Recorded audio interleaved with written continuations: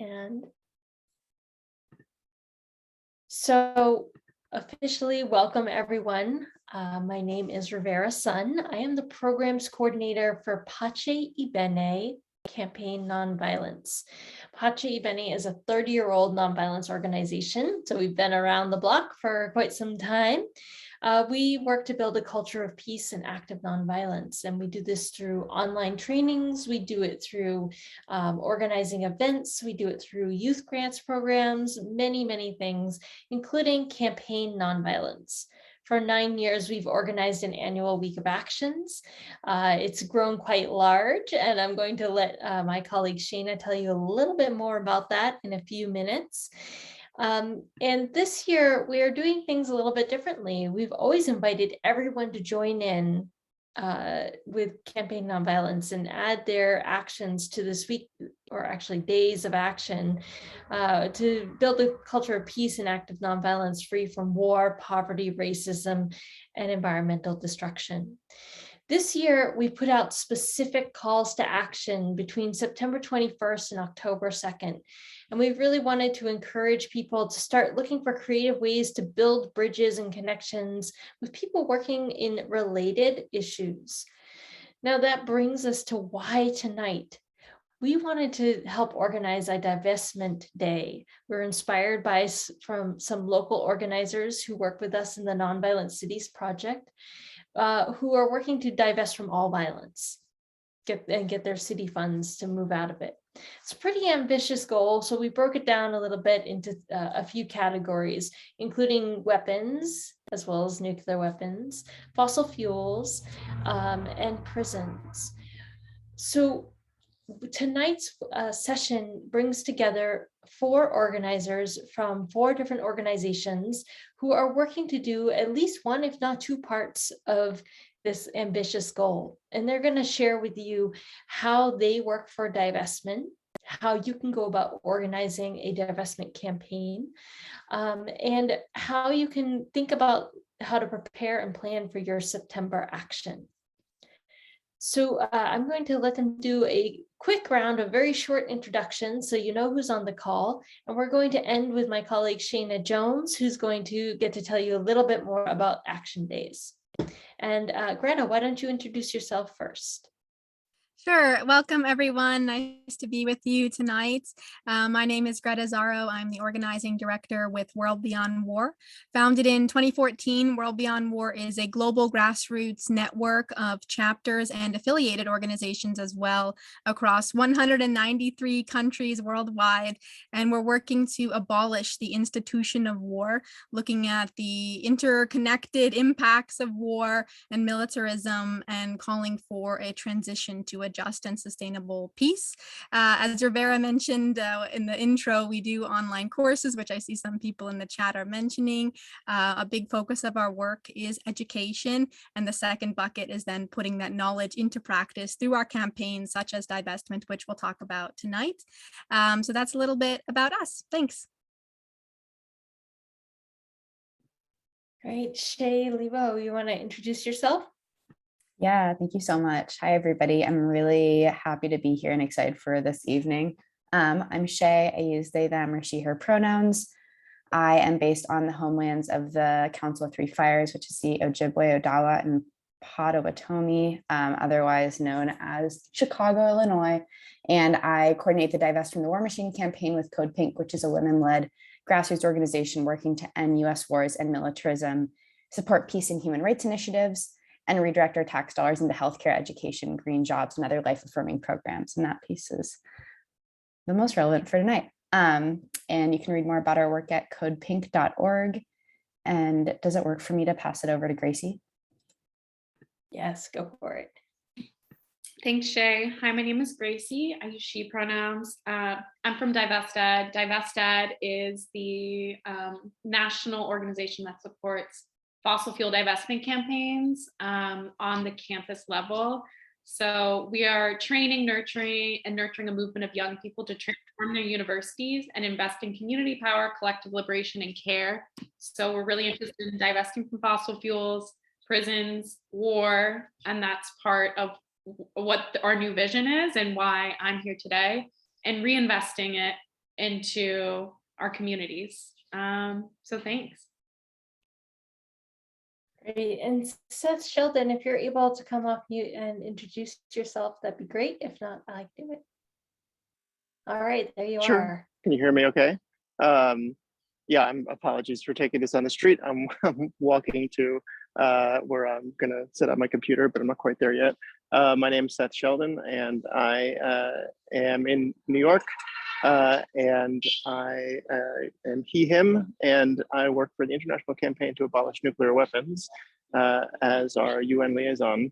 And ICAN is a global coalition of over 700 partner organizations in 107 countries throughout the world, all with a shared goal of bringing about nuclear abolition.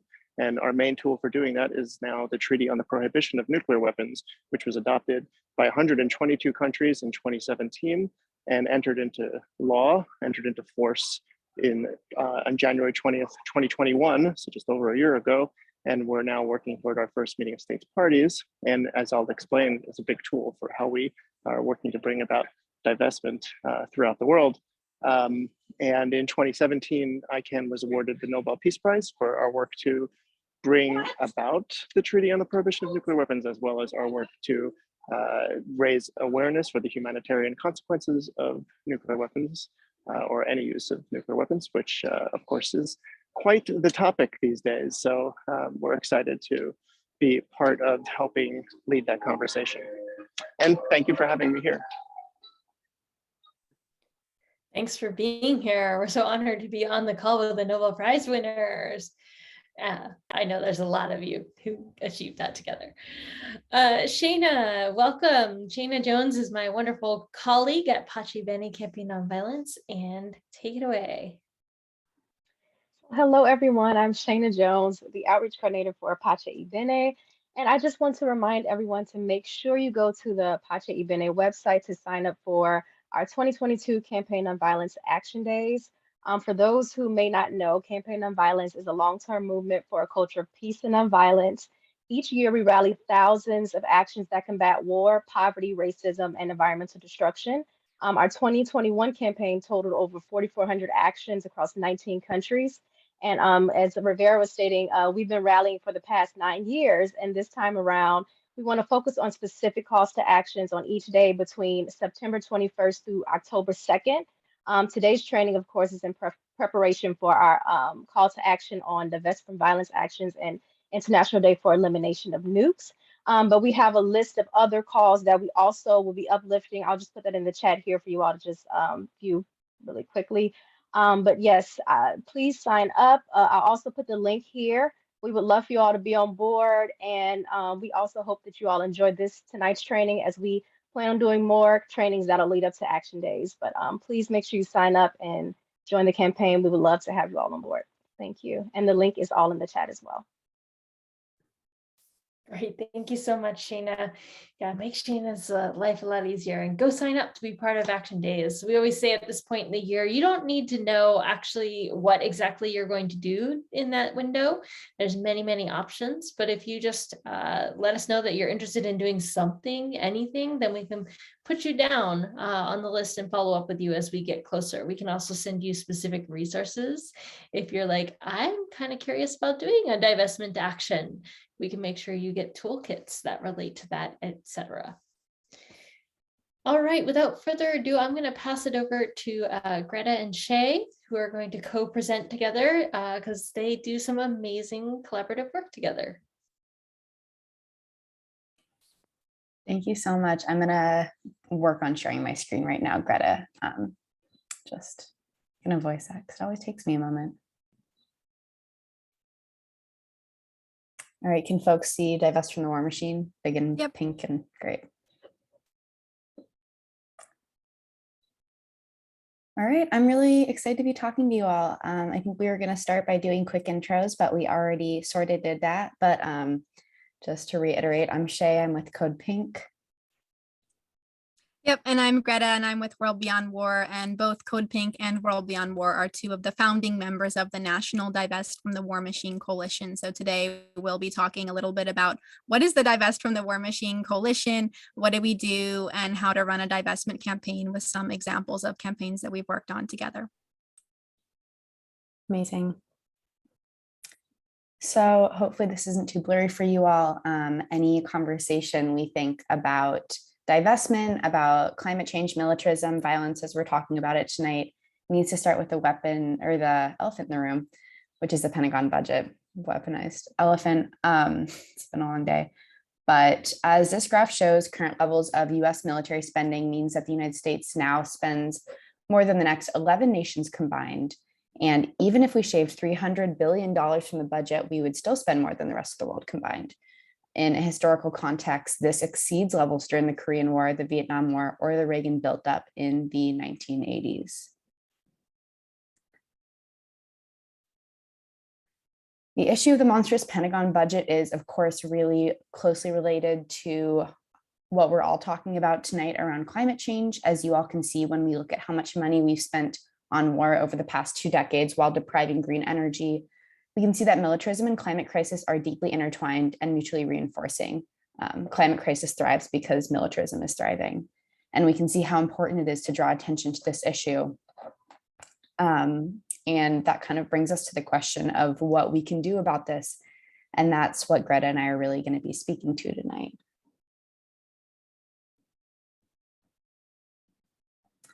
The problem itself is not just about budget priorities, although that is a piece of the puzzle. The military itself, as this slide shows, is also just a massive polluter and is often deployed to sustain the very extractive industries that destabilize our climate.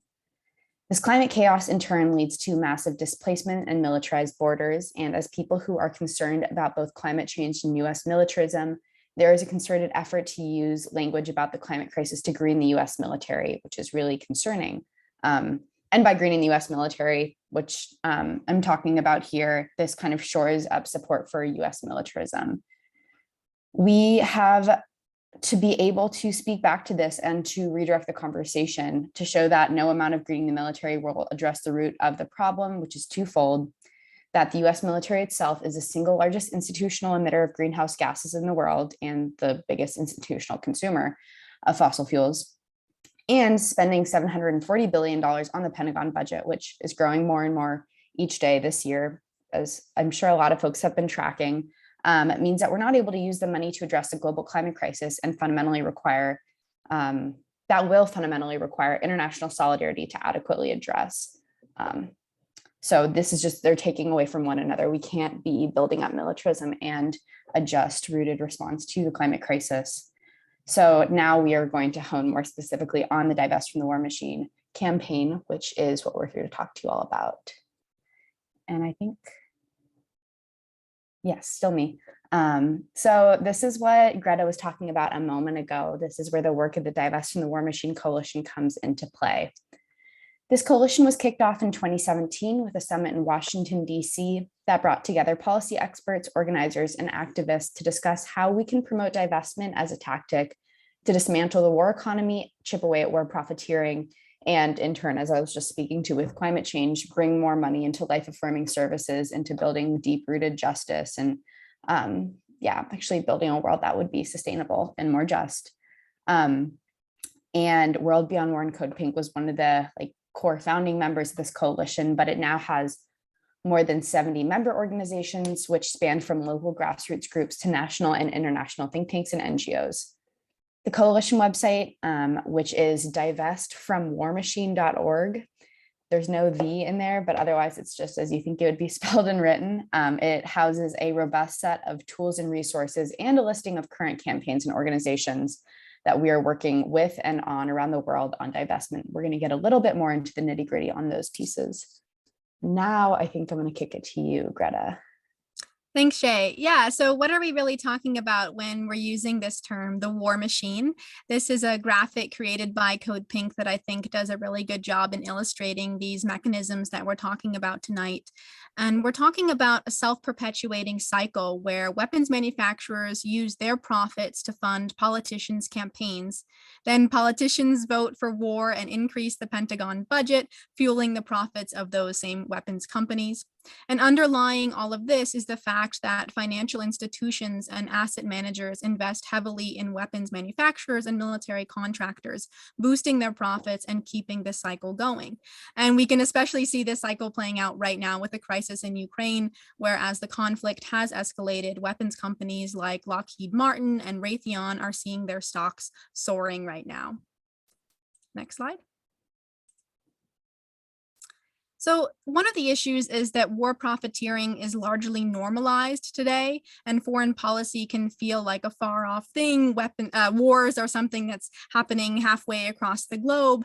And what divestment does is it makes the war machine seem more concrete by showing the pervasiveness in nearly every institution in our lives of the war machine and these investments in weapons. On a concrete level, the tactic of divestment means to withdraw investments from weapons companies, military contractors, fossil fuels, private prisons, and other extractive industries. And this can happen at numerous levels, whether at the individual level, institutional level, or governmental levels. A common argument against divestment is that when an individual or an asset manager sells their stock, someone else will almost immediately buy it back.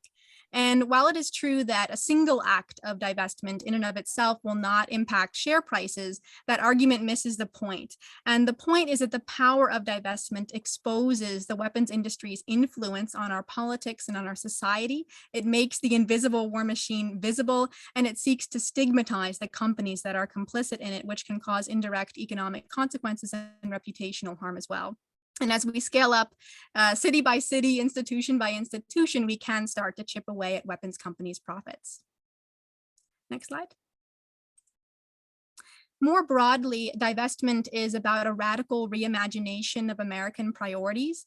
Revoking the power of those who profit from war making is the first step in transforming our nation's foreign policy and ending the spread of violence, oppression, and death at home and abroad. As citizens, it's about saying that when our cities invest our taxpayer dollars into weapons companies, that is a direct contradiction to what should be a city's primary role of protecting the health and well-being of its residents. And instead, we want our tax dollars to go to life-affirming sectors. I'll pass it back to you, Shay. Amazing. Thank you so much.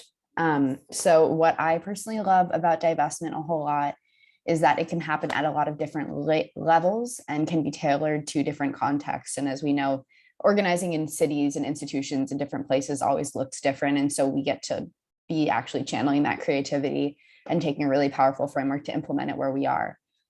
So from choosing where we personally bank or invest our retirement funds, to looking at the institutions we're a part of, like universities, workplaces, unions, or places of worship, and where those institutions put their money, we can be targeting that, and we can ask them to be representing us, since that is what they claim to be doing. And we can scale up from there to looking at our city's operating budgets, city and state pension funds, and beyond. There are a lot of different ways to plug into this campaign and to look under the hood at the institutions in your life and how they might be almost always inadvertently connected and profiting from war and other extractive industries. Oh, a little too fast. Divestment, like I was saying, is really exciting to me because I find it really tangible. It's possible to get these wins. And it gives us the agency to act no matter if Congress is gridlocked, which it often is, especially on defense spending. I think that a lot of activism work can feel really demoralizing. And while showing up and mobilizing to protest and rally serves a really critical point, it also does feel really powerful to be looking at your budget and to be using your voice and like leveraging the power that you have as like a taxpayer or a member of an institution to move that money out. Divestment is especially useful because it concretely allows us to withdraw tangible monetary investments from the arms industry, and to know that even if you're just divesting your own personal funds or your university's funds, you are not supporting war.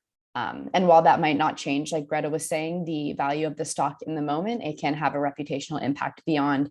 And it can just feel really good to know that your institution's money isn't going there and that's your doing. It's also powerful because it enables intersectional coalition building, meaning it shows the cross connections between issues like we are doing today, like connecting nuclear weapons, climate crisis, militarism more broadly. We are able to build really broad coalitions of groups that see their vested interests here. We're working together with economic justice groups, with environmental and climate justice groups, with people who, for whatever reason, feel and know that money going to militarism is just not right and not in their interest. And we have power in numbers, and this demonstrates that weapon divestment isn't just something that some fringy anti-war group wants, it's something that we all want. When we come together in coalition on a campaign, we show a diversity of support on an issue from environmental groups, student clubs, faith communities, refugee rights organizations, healthcare advocacy groups, and beyond. Lastly, divestment is a winning tactic because, contrary to popular opinion, it is not financially risky. In fact, studies have shown that $1 spent on education and healthcare produces more jobs, and in many cases, better paying jobs than the same dollar spent in the war industry. And I'm going to kick it back to you, Greta.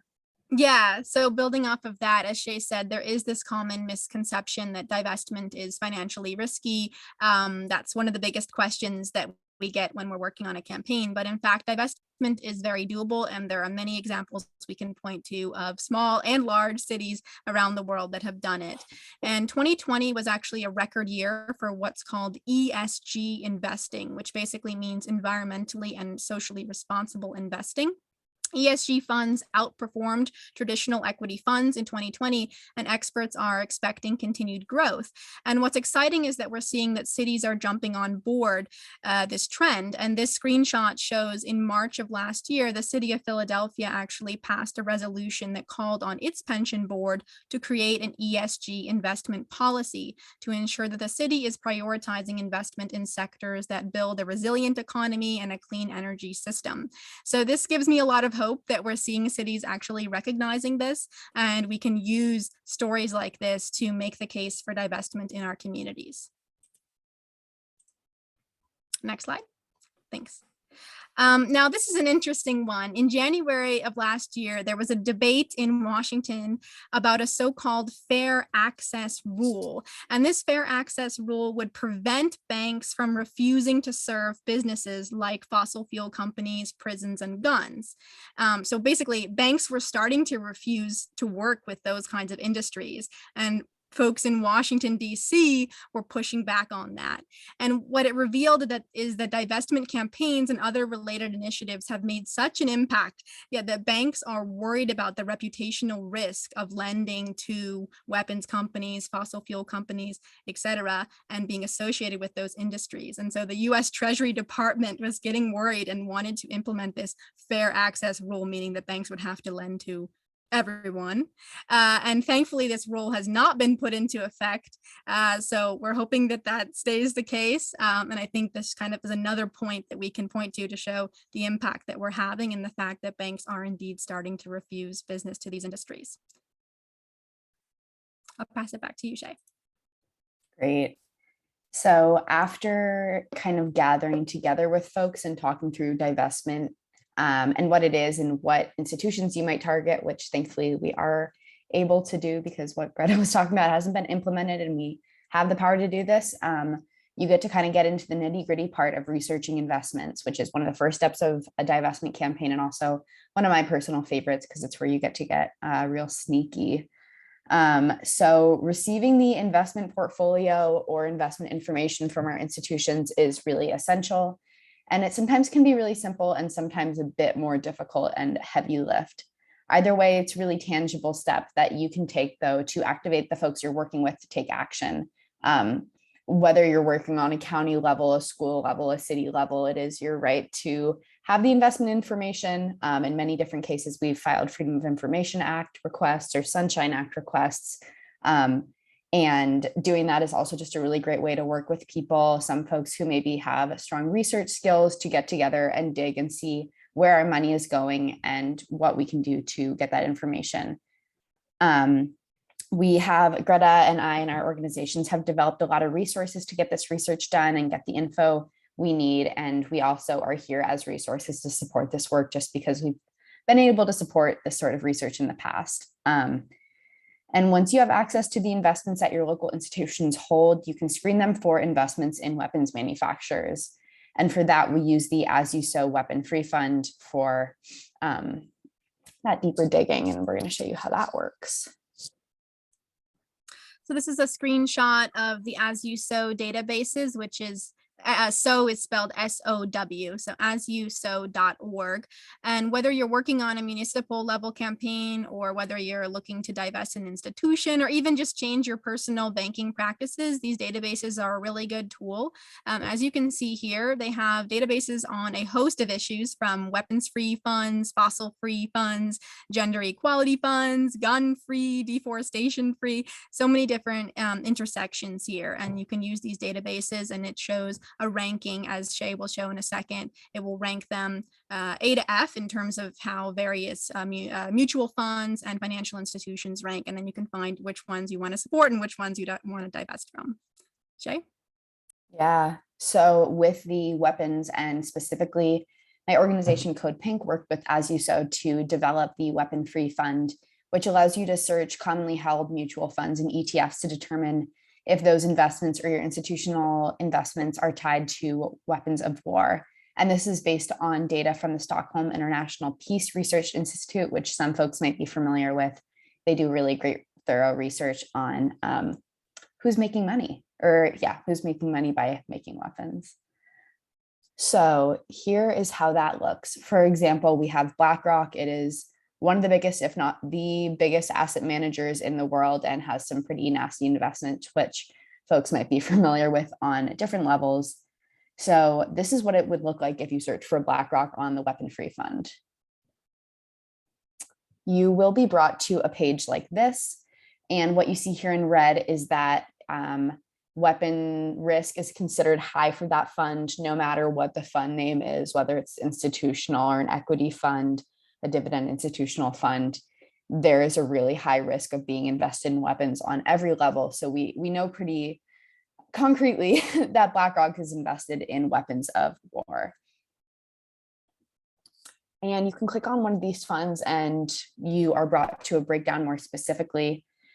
You'll see that this fund alone has millions invested in major military contractors and nuclear weapons, and it often shows you the exact weapon manufacturer corporation that it is invested in, which is just a really powerful and scary, but useful breakdown of where that money is going and what that actually is doing. And I'll just add there too, you can see that this particular fund is actually considered a socially responsible fund. That's like BlackRock's own label for it. So just be mindful of that because you can see they're labeling it as that, but it's actually very high in weapons. So you have to do your research using a database like this. Yeah, thank you so much for flagging that. It is really nuts, and it's useful to have these tools and to be working with folks just where we can be kind of decoding this together and breaking down what it actually means, because the world of investments, I think, is made somewhat purposefully difficult to navigate, or it uses these terms that are not exactly accurate. So once you find out that there are, or if you find out maybe there aren't, there are weapon investments in your community, you get brought to the next step where it comes to actually organizing a campaign to divest. And we are going to talk about 2 successful / ongoing campaigns that have been really exciting. I'm first going to touch on the Divest Chicago from the War Machine campaign, just because I'm based in Chicago and I feel really passionate about this one. The core team of this campaign formed about 2 years ago to discuss 2015 data that revealed that Chicago's operating budget was invested in weapons manufacturers. After many attempts to obtain more recent investment information, we finally filed a Freedom of Information Act request and got the information that the Municipal Employees Annuity and Benefit Fund, or MABF, was managed by groups that held direct investments in weapons manufacturers, which just means that they were putting Chicagoans' money right into weapons, which, just as an aside, we found particularly troubling because there are programs that exist that give military weapons to police departments once they're done for free or for very cheap. And the Chicago Police Department has a pretty terrifying legacy of being really violent. So we were just thinking, we were saying like, our money going to this sort of violence, whether it's happening in a different country or on our own streets, is unacceptable. So we worked with 12 really amazing alderpersons who are in this picture right here to draft a divest, or 9 alderpersons to draft the Divest from the War Machine resolution, which was introduced last November. We referred to a committee this past January, and we are now working with different groups and alders to organize a hearing and mobilize really big support around it. This campaign has also been a really incredible opportunity to build support by a huge coalition of groups doing anti-war, environmental, economic justice, educational work, and beyond.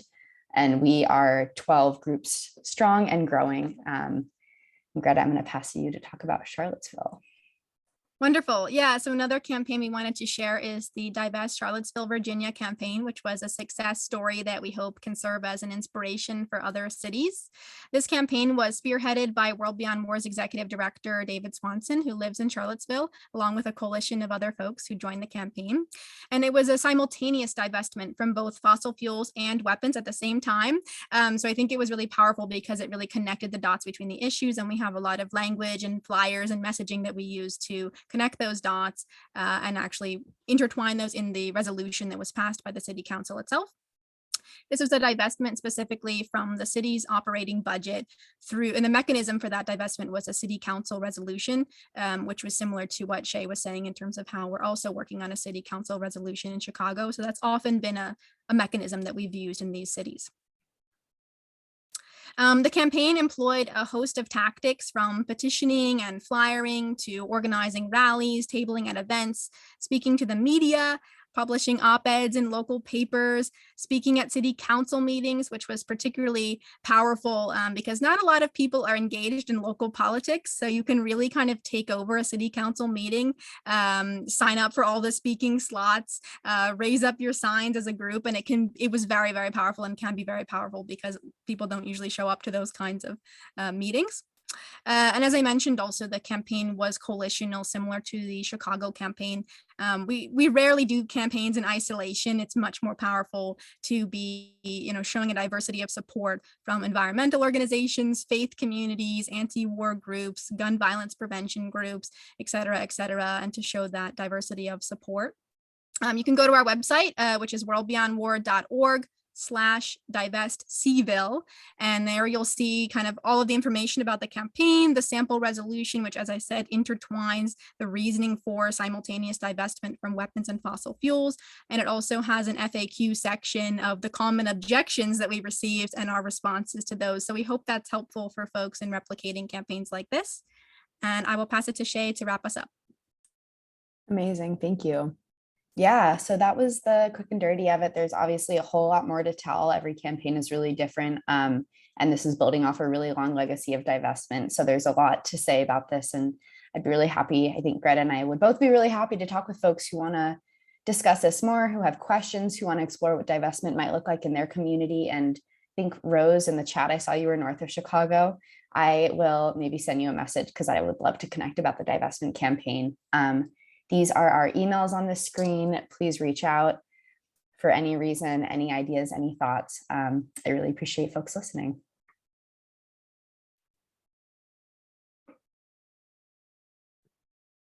Great, thank you so much. That was very, very informative. Answered several of the questions that came in the chat box. Carol, I do see your question about shareholder resolutions, and I'll save that for the top of the Q&A.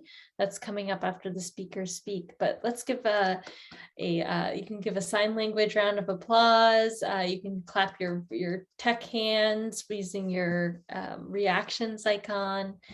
Thank you both for this wonderful presentation.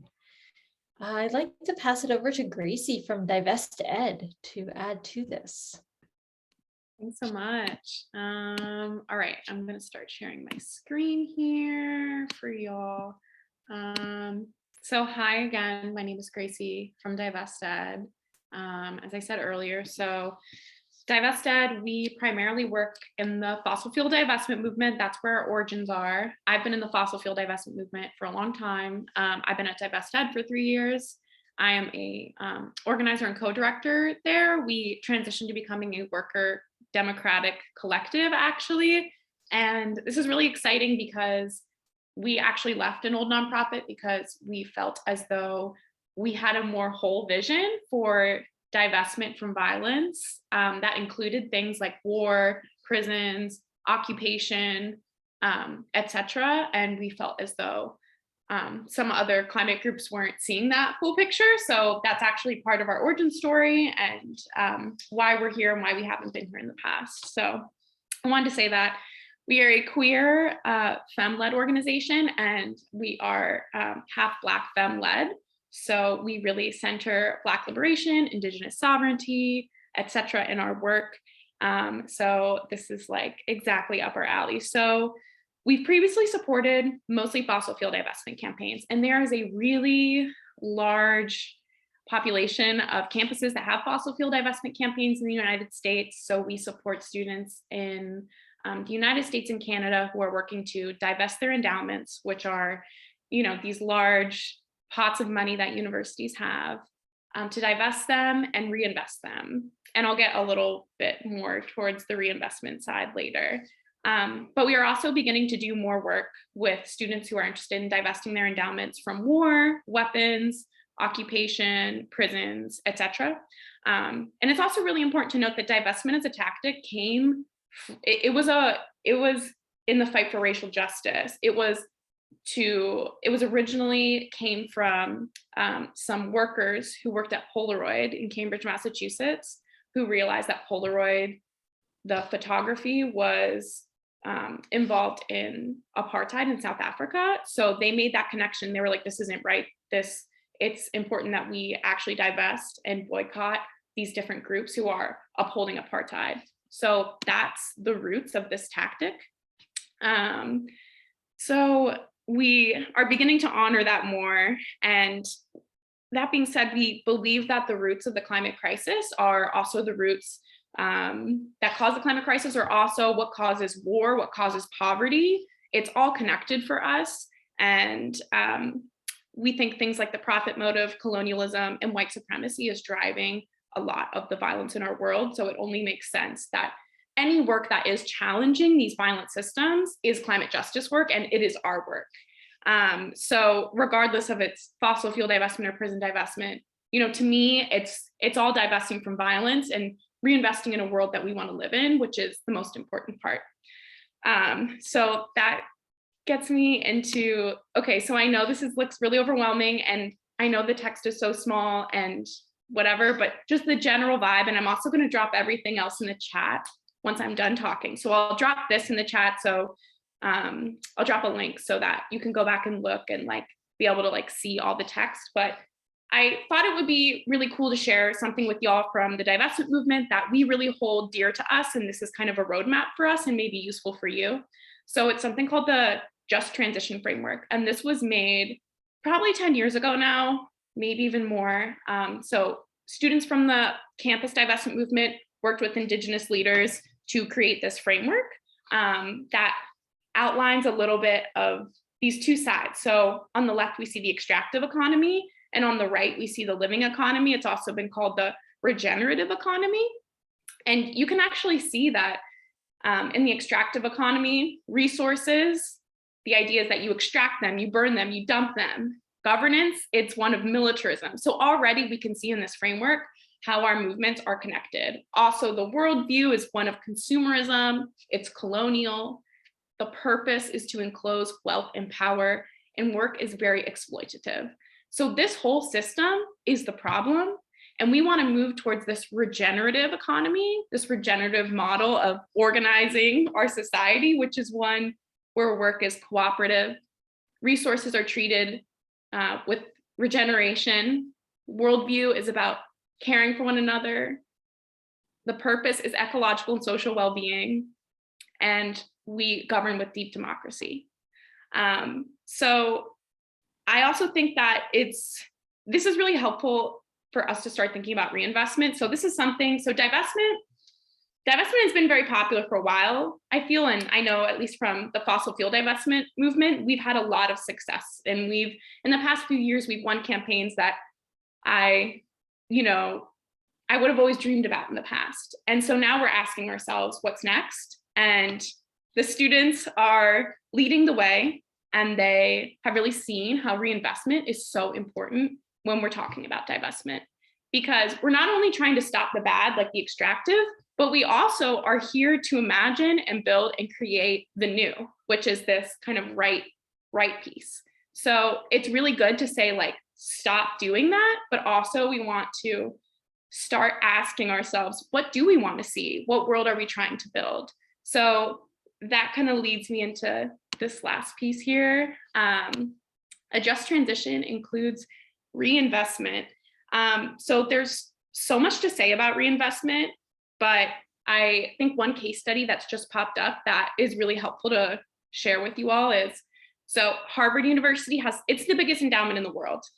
Just last year, they divested from fossil fuels, which is huge. The campaign had been going on for a long time. We worked very closely with the Harvard campaign, and that's a lot of money, a lot of money. For context, I think that their endowment currently is $40 billion.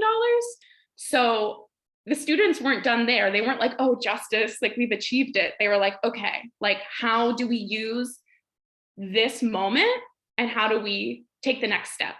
And so they actually did a listening tour where they worked with community members, they worked with folks who are affected by Harvard's investments, et cetera.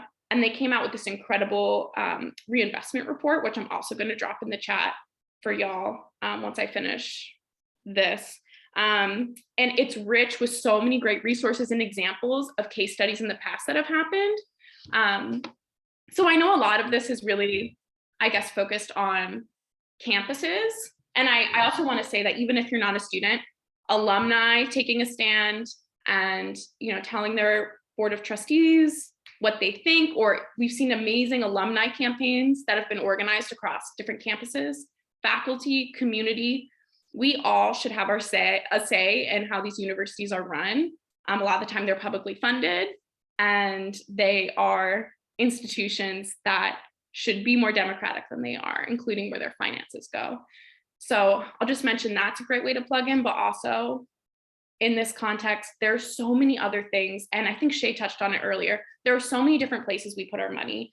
There are pension funds, there are endowments, there are personal investments. Like, for example, if you're banking with Chase, Chase is the largest financier of fossil fuel projects.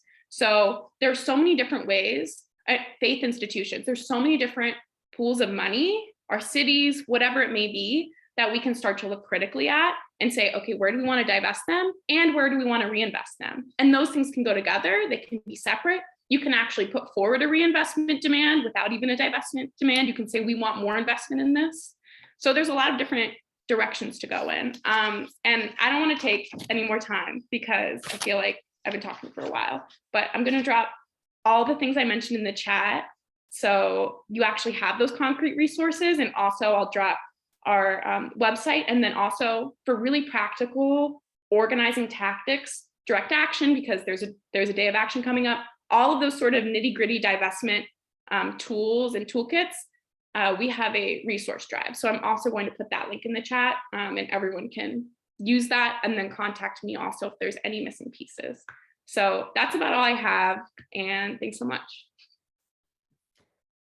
Wow, thank you so much, Gracie. I feel like we're getting showered with this great, beautiful blessing of all this accumulated wisdom from these hundreds of campaigns, some of which you've been directly a part of. And it's very exciting to remember not just the power of divestment, but the power of reinvestment and the ways that that can invigorate our creativity, our vision, our hopefulness, so that we're not just saying no to a culture of violence, but yes to this culture of living nonviolence, as we put it. Yeah. Thank you so much, Gracie. Let's give Gracie a round of applause, digital applause. Any comments in the chat box that you'd like to send her way? Wonderful. Thank you so much. gosh, I hope you all can just feel the inspiration building about knowing that there's these incredible organizers, 4 of whom are on this call today, doing this incredible overlapping work. Let's see, Seth, are you with us? There you are. Seth, Here I would you am. like to share? Yes. Let's see. I will share my screen now. Oops. Let's see.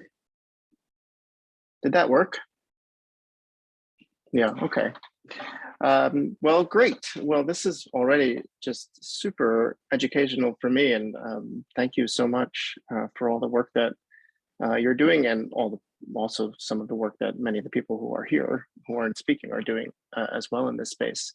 Some I know for a really long time. I introduced ICANN already as this global campaign of over 700 partner organizations. I know, seeing names on the call, that some of you are part of that campaign and our campaign, and so some of this that I'll be talking about, you're already quite familiar with. But everything that people have said so far is so synergistic with what we're doing, of course, and there is so much overlap. Yeah, I think that I will try, and let's see how the timing goes, but to talk a bit about what ICANN is doing with international law, but even when there isn't law that, or where international law is not, one way, say, it might not be applicable to the country you're in, if you're in the US, say, or the UK, say, but we'll get into that. What the work we're doing is doing more than just creating law, but also shifting norms, which creates opportunity for what we're talking about today, which is divestment, and the way that we've mapped out the problem and how we intend to go about solving it, or how we are solving it, and the tools that we have to do it. To the question that Rose Nolta put in the chat, who are the producers? Where is that money? We've seen some of the tools already that others have presented. I'll tell you some about our tools and how the research that we've done and how to point people to those answers, and then how to get the money out, and the tools that we've created for divesting with respect to nuclear weapons. And some examples too, including in my home city, where we're in New York, where we are working on divestment here for the public pension funds. But first, let me just take a quick minute to reflect where we are, as if I need to tell anybody with respect to nuclear weapons, because it's so much on the forefront of people's minds these days, for fair reason.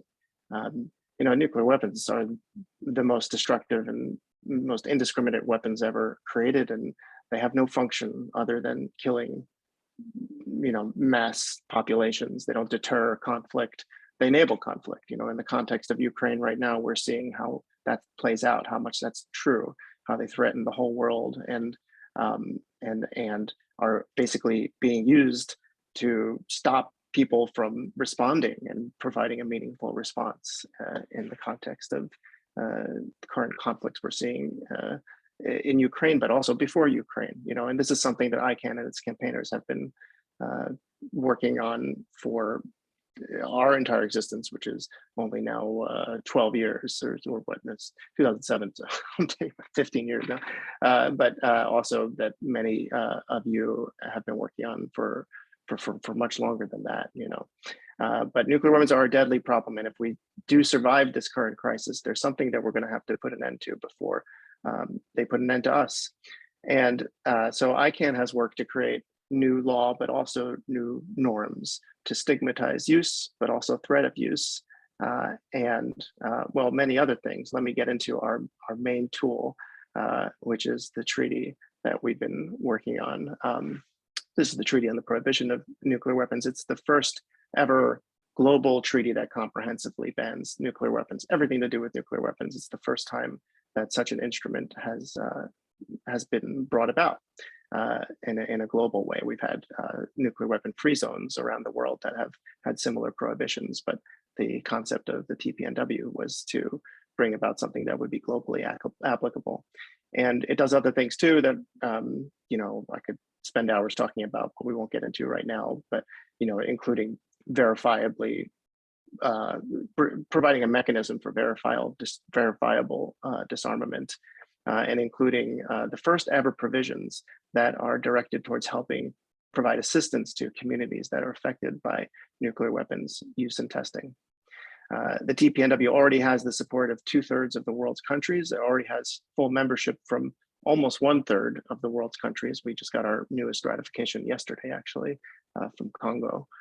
So we're growing, and just in a little more detail, these are the core prohibitions, which you could just summarize as making, using, or having nuclear weapons all prohibited, and threatening to use nuclear weapons. It's the only treaty that prohibits threats to use nuclear weapons. But here's where it gets a bit relevant to the discussion. There's this, following in the other humanitarian disarmament treaty models, like landmines and cluster munitions, this little icon at the bottom.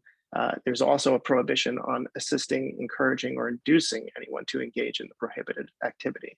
And that's been interpreted to refer to investments as well.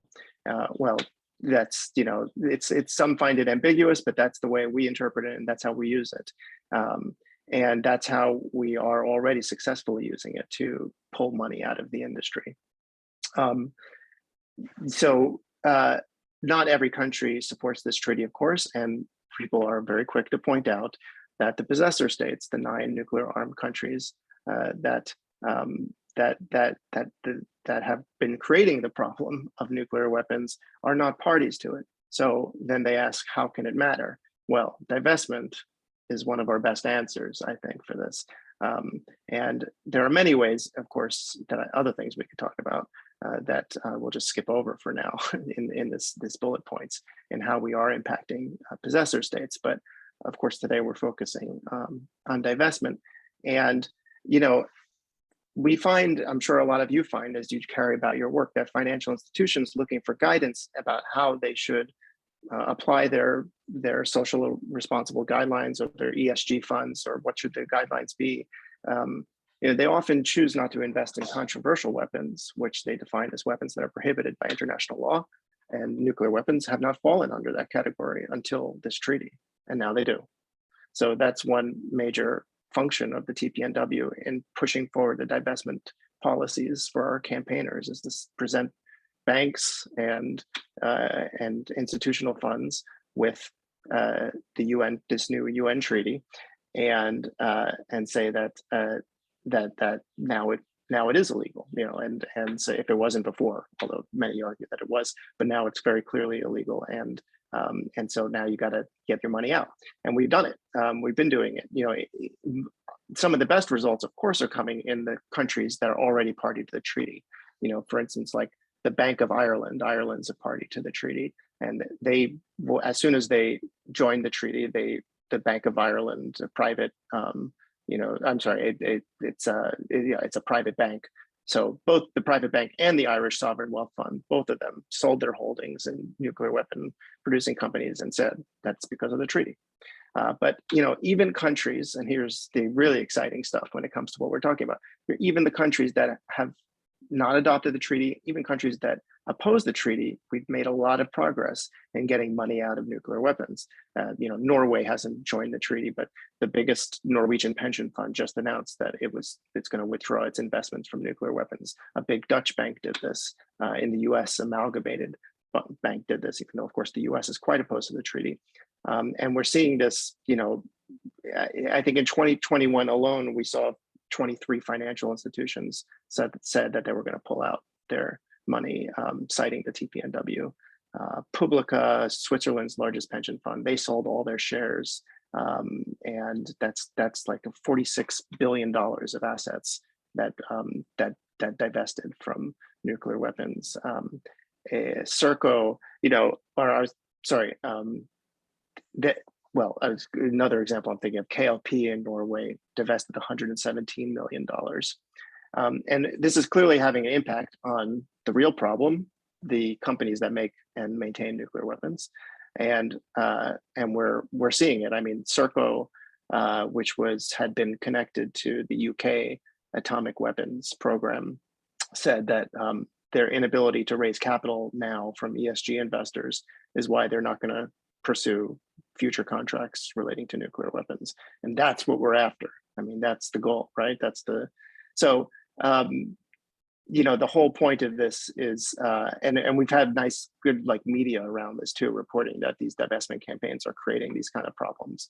And when we're doing this, we're following them on. We didn't invent this, this sort of strategy. We're in the weapons world. We're following the models of the landmines campaign, the cluster munitions campaign, where we've done this, where campaigners have done the same thing. They've gone to the countries, even the countries that like wouldn't join those treaties, and said, you know what, like doesn't even affect us, doesn't apply to us, because what's international law if we don't join it? Well, when the market dries up, then it's not, you find that you're affecting the possessor states anyway.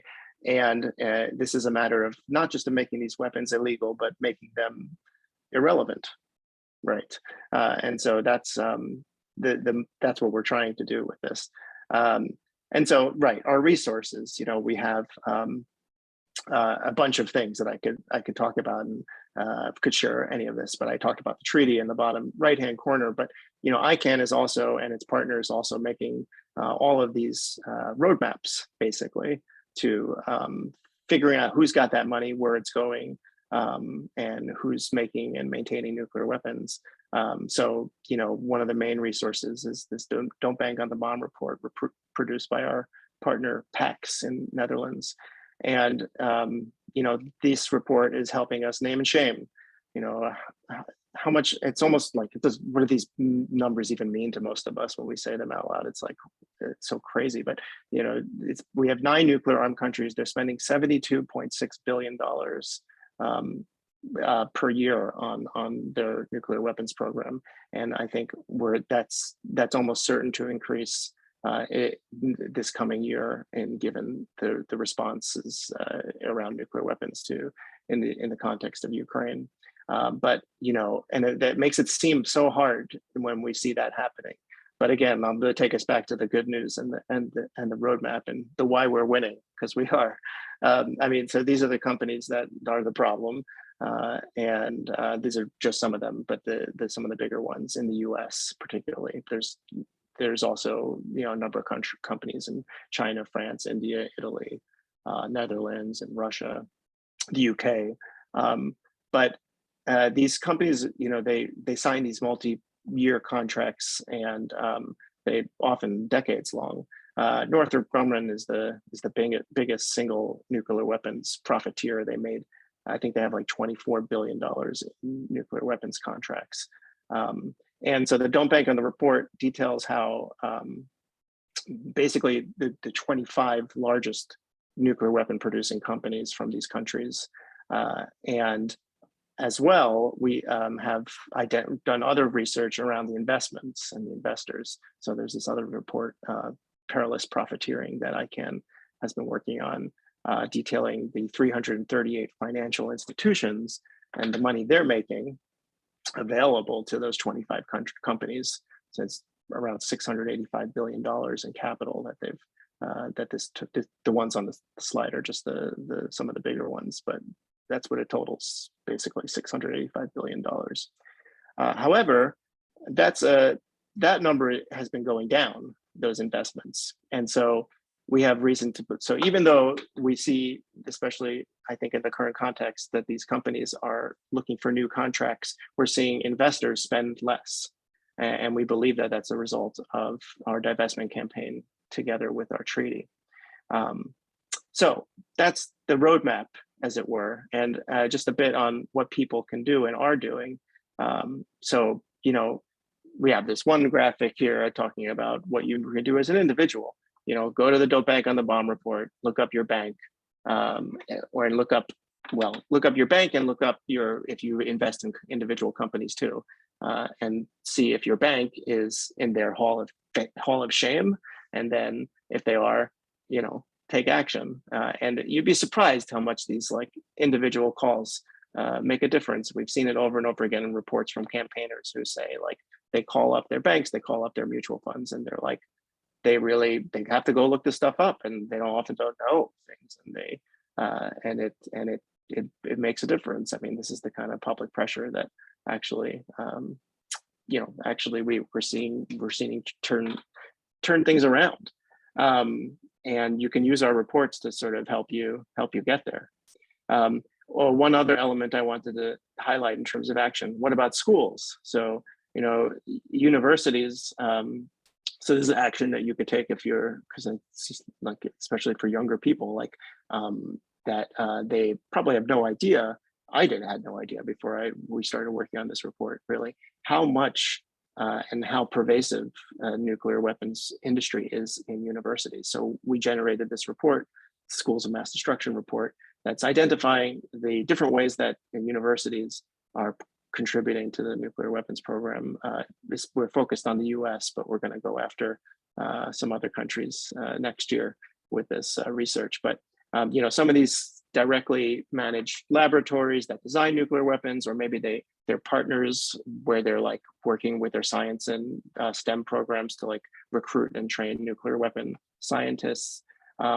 Some get funding from the US government to do research on nuclear weapons. So that's this report, you know, looks at all of that, like direct management programs, partnerships, workforce development work that they're doing.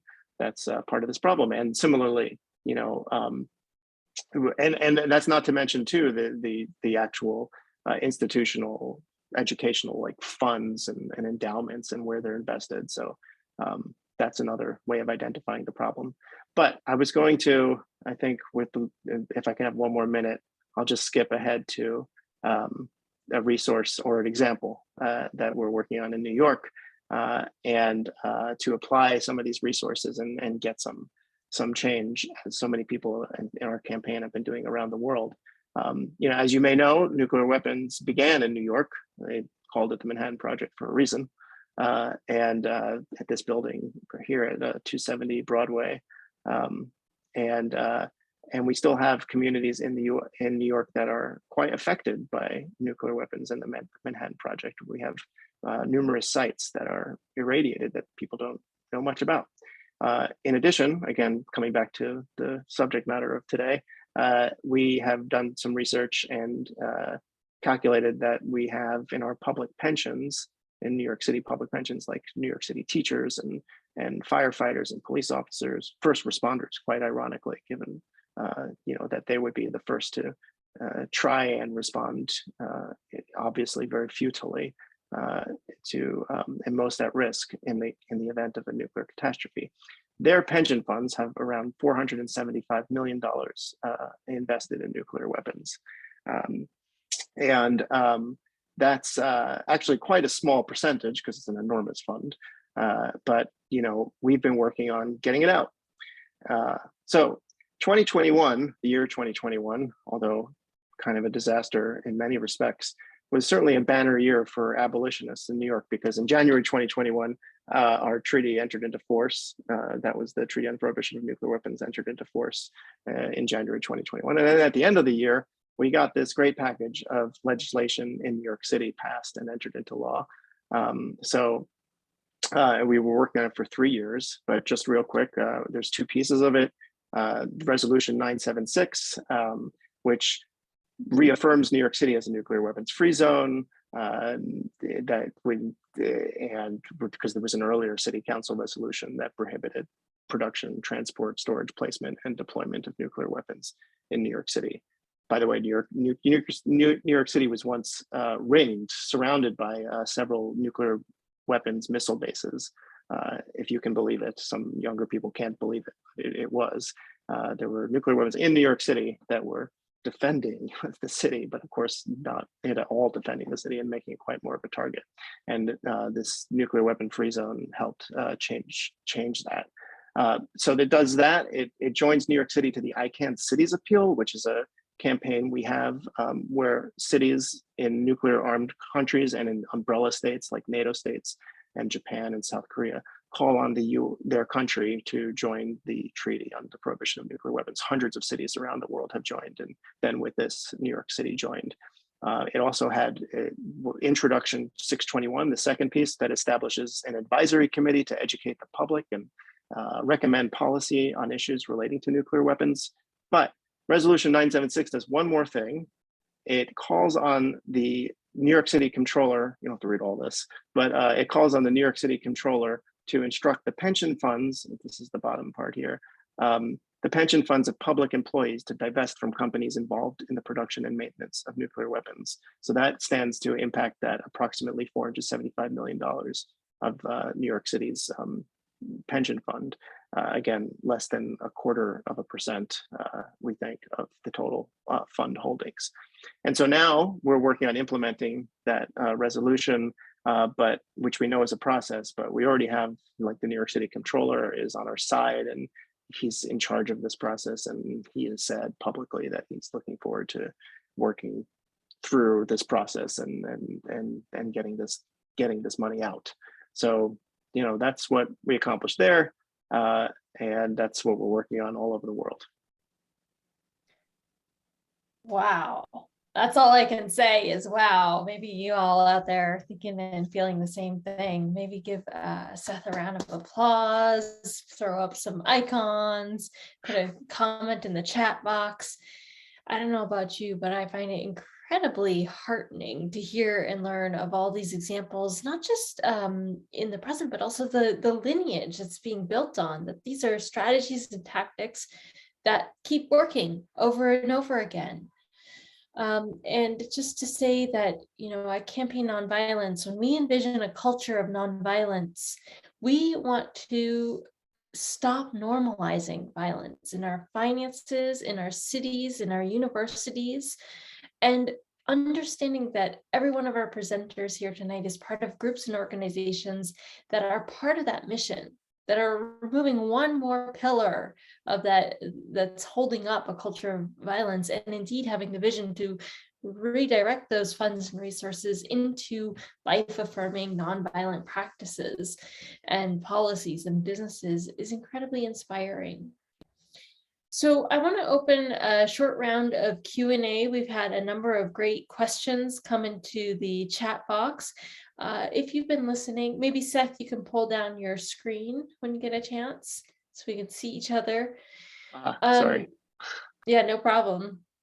I invite you all who have been participants to go ahead and roll your shoulders and practice some nonviolence towards yourself. Maybe scrunch your back up and down, all of that kind of thing.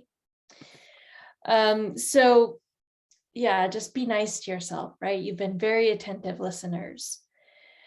I just want to say, as we get into the Q&A, that one of the reasons Campaign Nonviolence has actually organized tonight's event is we want you to take action, like they've all been talking about, on September 26th, which is the International Day for Elimination of Nuclear Weapons. We want you to help push your various institutions to divest, including banks, including universities. And while you're there, why stop at nukes, right? Talk to them about prisons and other weapons and fossil fuels, right? You're going to be at your bank anyway. It's just adding 3 more words to your demands, right? So in the chat box, I put a little more information about that. And I want you to know that we are scheduling trainings for the other action days on Saturday this weekend. We're going to have an alternative community safety day and training, so please check that out. But let's go to Carol Bragg's first question in the chat box. Carol was asking, is there a role for shareholder action in divestment? And what do our presenters have to say about that?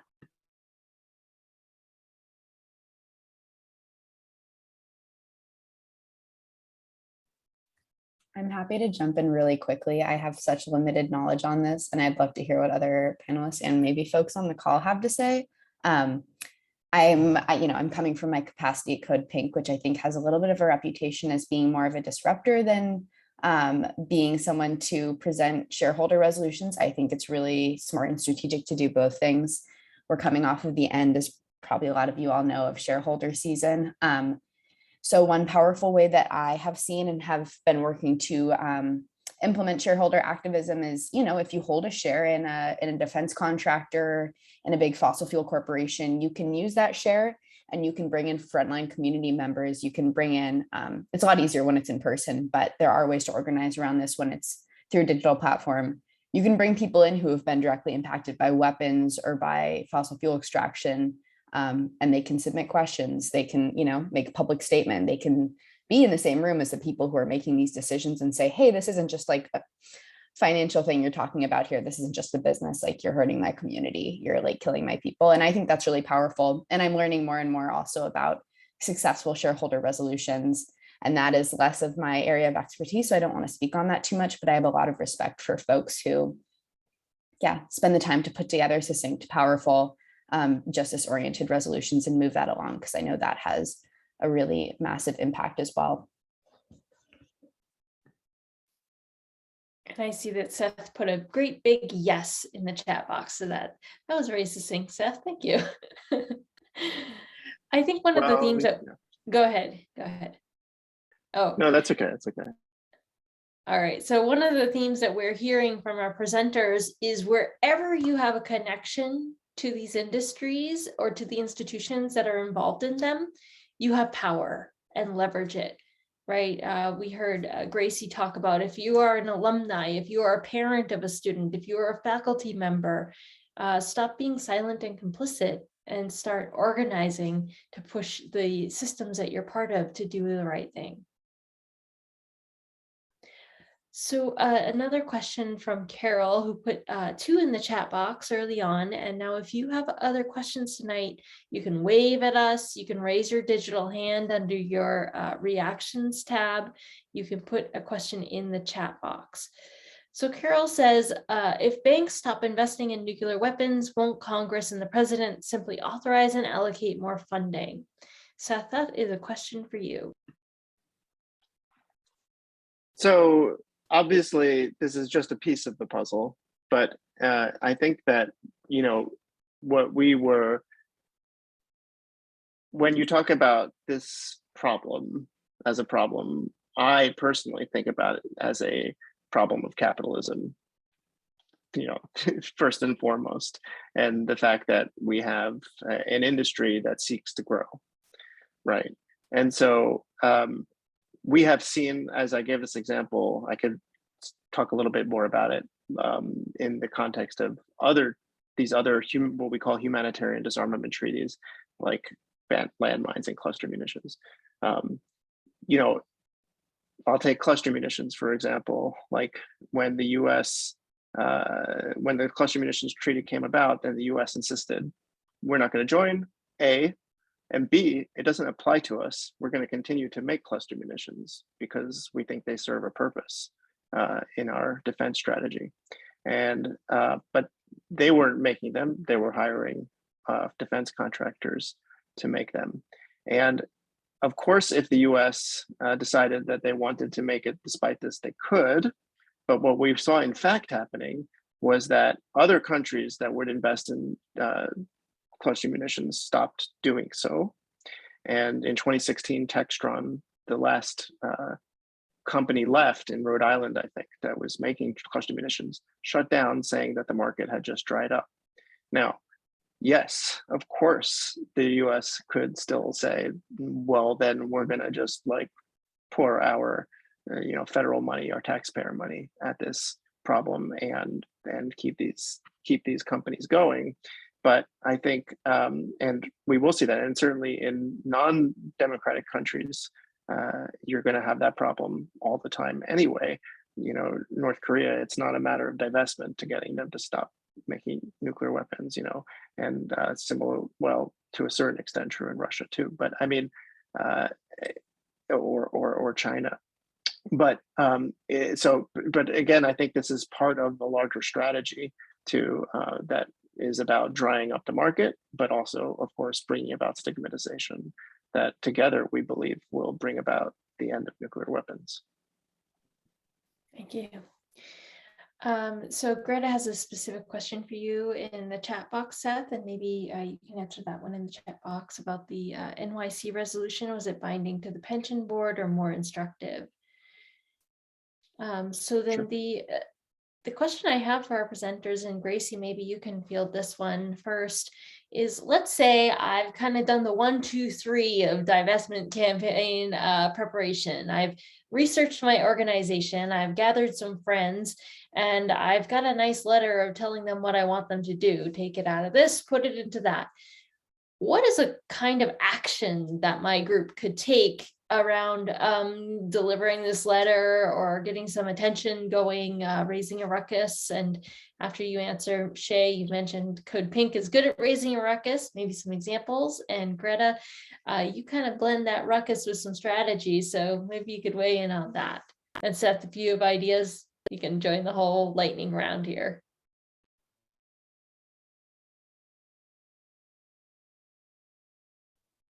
Would someone else want to kick us off? I'm still kind of mulling things over, or different strategies. Yeah, I was hoping Gracie, you jump in on this. Yeah, I can. Our students are so good at direct action. That is like their strong suit. And something that I've learned a lot from them is that creativity goes so far. And what's really exciting about direct action is that you can be so creative, and the more creative you are, actually, usually the better it goes. So our students are, so I think one, creativity, but also I want to emphasize disruption is important. So it's important that we are doing strategic direct actions that actually make a difference, rather than just doing something and it doesn't really go anywhere. You know, when you've been to those protests, you're kind of like, is this really effective, or is this doing anything? So some examples of disruptive actions to do are, and creative actions to do are, recently I've actually even seen Stop Money Pipeline do this, where they did wheat pasting, either around banks that are financing the fossil fuel industry, or actually literally on them. All these like posters that are about how specifically like Chase Bank is like funding the climate crisis, etc., posting that all over. That's like a very disruptive action that made the banks very upset. So we heard, and say like that, something like that is a really great way to, like, one, express your demands, do it creatively. A lot of people see what's going on and it's disruptive, which to me is like the perfect concoction.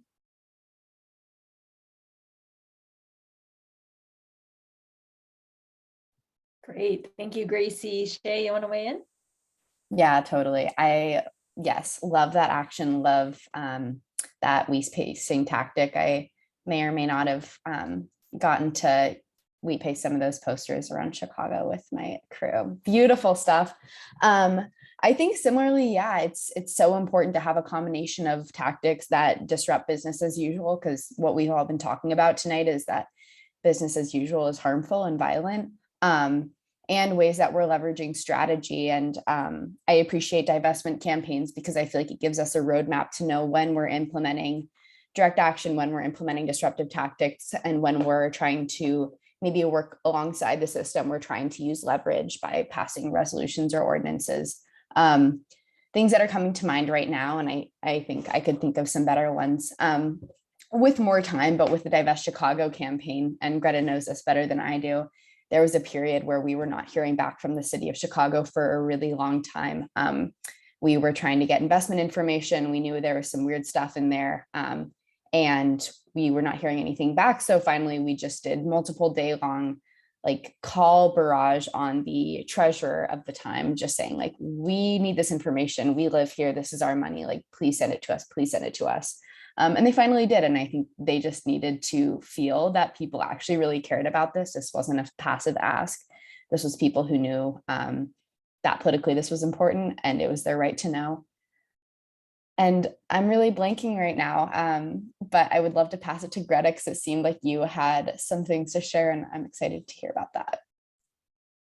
Yeah, I just wanted to sort of echo what Gracie was saying about, being strategic in your choice of tactics. And like we often talk about like a ladder of escalation. So you don't feel like you should even start with something as disruptive as the wheat pasting or like a sit-in. That's something we've been part of, is like a sit-in where we've actually taken over the lobby of a bank.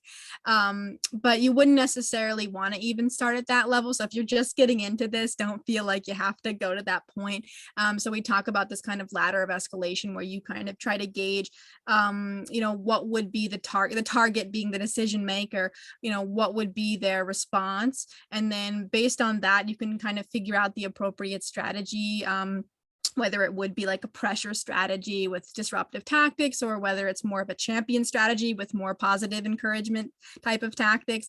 And you might want to start with, a meeting, or as Seth said, a simple phone call to the bank, and then kind of escalate the pressure from there, like collecting petition signatures, delivering those, asking for a meeting, and then sort of gauging the response and working out from there to rallies, sit-ins, wheat pasting, and other more disruptive tactics. So just wanted to kind of throw that into the mix as we think about what you all might do for your days of action. Great, thank you, Greta. And one of the reasons we love organizing, we love organizing, period. But we love to organize early and often, we like to say. You have a good lead up time to September, and you can use this lead up time if you wanted. If you're like, we might need to do a sit-in in September, now's a great time to start doing that petition, that letter writing, that delivery of the petition, to kind of, you can launch your campaign now and build, right? By the time you get to September, you may be calling us to say, hey, we got a victory. We'll be like, that's great. Throw a celebration party for your action for September. We'll totally cheer you on. All right. Seth, anything you wanted to add to this? Well, first I have to concede that I didn't catch the question because I was answering Greta's question in the chat, but I think you're asking to what extent like direct action and public demonstration helps advance the work. Yeah, we were asking, like, once you've done your research and we want our university to divest from this thing, what is a good kind of action to do to help advance the effort? Yeah, I mean, I think so. That's what I sort of gleaned, and I agree with everyone and everything that's been said so far. I think it's super ad hoc in general, like it's super case by case. However, almost in no case is it not helpful. In other words, it's almost always helpful to have large demonstrations of public support, because whatever we're doing, whether it's in social media campaigns or demonstrations or letter writing campaigns like this, it's hard to think of an example where that doesn't contribute to the effort.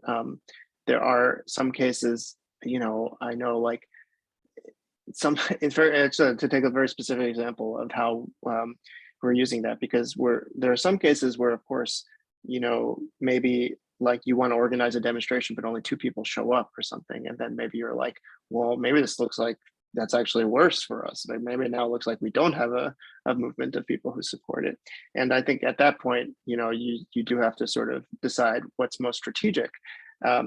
When we were negotiating with the previous controller's office before we got our resolution in New York City, the previous New York City controller, we would do this sort of weird negotiation with them where they told us that they supported our efforts and they wanted to bring it about, but then gave us all this like gobbledygook when it came to action, and we never saw anything actually advance. And we knew what game they were playing. We were grateful to them for meeting with us and trying to think it through, but we also were quite like upset and aggressive about how we were going to bring about next steps.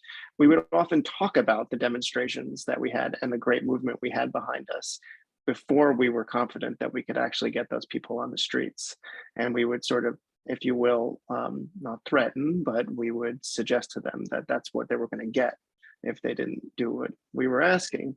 And even though we didn't quite have that yet, but eventually we did get it. And that's actually was helpful for certainly our resolution, was that we did have like large demonstrations in the street, but we were saying that we had that before we had that.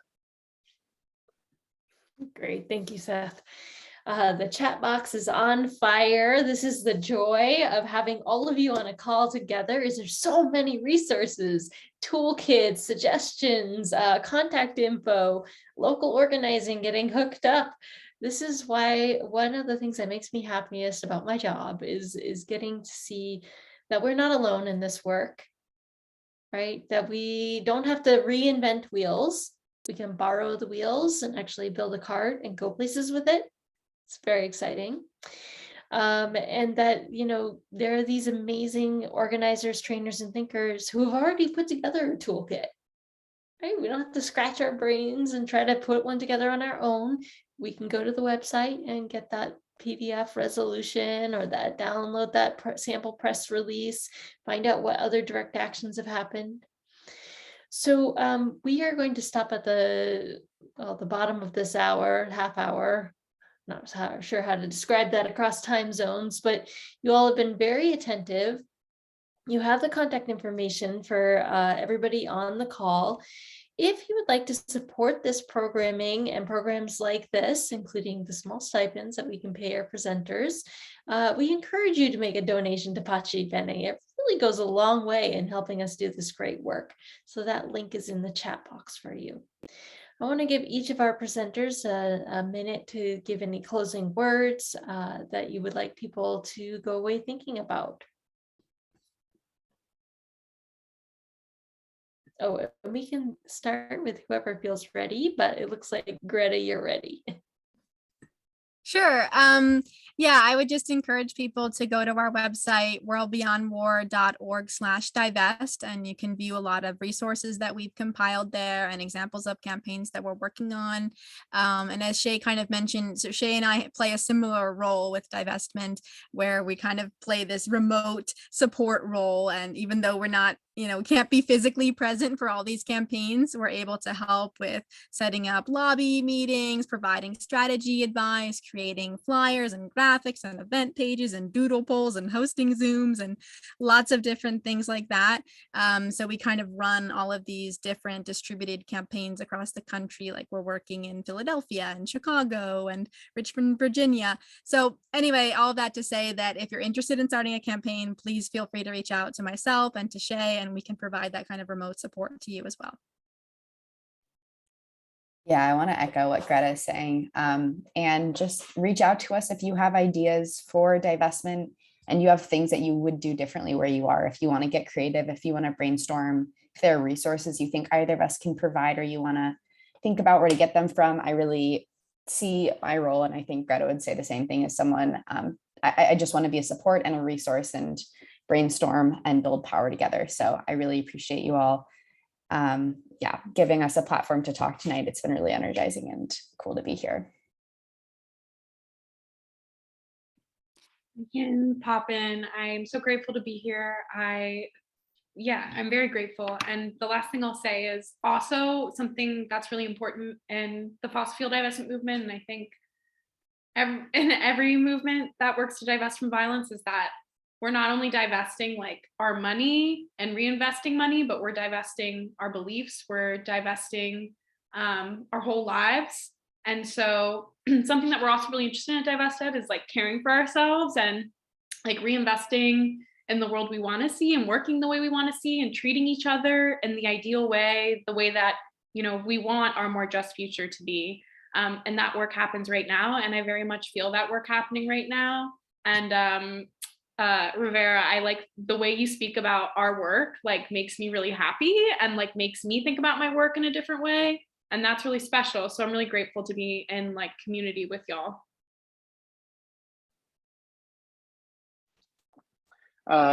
Yeah, I also am very grateful that I'm part of this, and I'm like learning so much from listening to everybody. And I guess, I think that that especially if you don't have a background in like finance or or you don't like to think about this kind of stuff in financial matters. Some people do, but some people don't. If you don't, it can seem super overwhelming, like how you actually bring about change this way.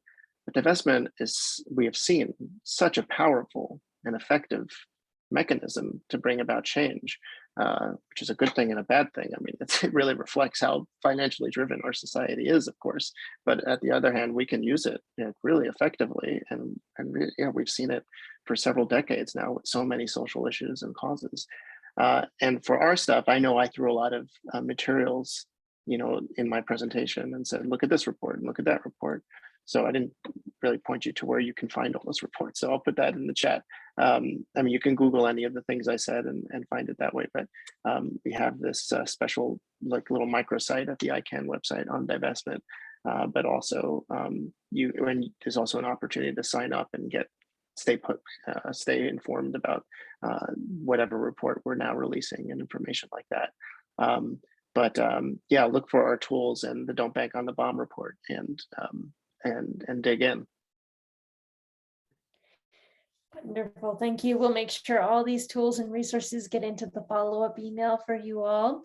Thank you for your passion and your attentive listening and for the great work I know you're doing out in the world. Feel free to come off mute and share any appreciations and thank yous with our presenters as you sign off. Great job. Thank you. Thank you so much. Thank you. Thank you very much. Awesome. Very inspiring. Thank you. Thank you very much.